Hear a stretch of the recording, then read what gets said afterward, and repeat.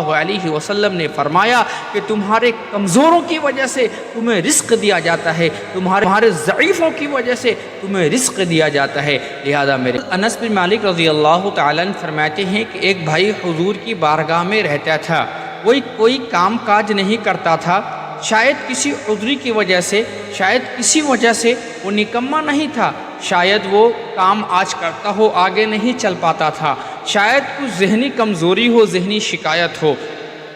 اللہ کے نبی صلی اللہ علیہ وسلم کی بارگاہ میں اس کا بھائی آیا اور فرمایا، اے اللہ کے رسول صلی اللہ علیہ وسلم، یہ میرا بھائی کوئی کام نہیں کرتا، کوئی جد و جہد نہیں کرتا، کوئی محنت نہیں کرتا، یہ آگے نہیں بڑھتا، اس کی ضروریات کی کفالت بھی مجھے کرنی پڑتی ہے، مجھے سارے محنت کرنے پڑتے ہیں، مجھے اس کی تمام ضروریات کا خیال رکھنا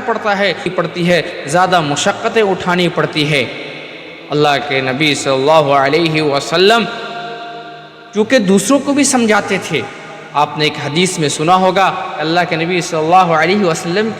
نے ایک صحابی کو فرمایا کہ گھر میں جو کچھ ہے لے آؤ، انہوں نے ایک پیالہ اور کمبل لائی، اللہ کے نبی صلی اللہ علیہ وسلم نے فرمایا اس کو بیچو، کلہاڑی خریدو، لکڑی کاٹو اور اسے بیچ کر اپنے گھر کے پیٹ پالو۔ یہاں اللہ کے نبی صلی اللہ علیہ وسلم نے ایک روحانی مسائل کی طرف دھیان دیا۔ جب اس نے شکایت کی اللہ کے نبی صلی اللہ علیہ وسلم سے اپنے بھائی کی، تو اللہ کے نبی صلی اللہ علیہ وسلم نے فرمایا کہ ہو سکتا ہے، اللہ کے نبی صلی اللہ علیہ وسلم کا جو بتانے کا انداز تھا، جو مٹھاس تھا، جو حسن تھا، جو بھائیوں کے بیچ پیوند لگا رہے تھے، دو بھائیوں کو ملا رہے تھے، بھائیوں کو جوڑ رہے تھے، اس حسن کو لکھ رکھنے کی بات ہے۔ آپ صلی اللہ علیہ وسلم نے فرمایا ہو سکتا ہے کہ تمہارا رب اس کی وجہ سے تمہیں رزق دے رہا ہے، ہو سکتا ہے تمہیں جو رزق مل رہی ہے وہ اس بھائی کی وجہ سے مل رہی ہے۔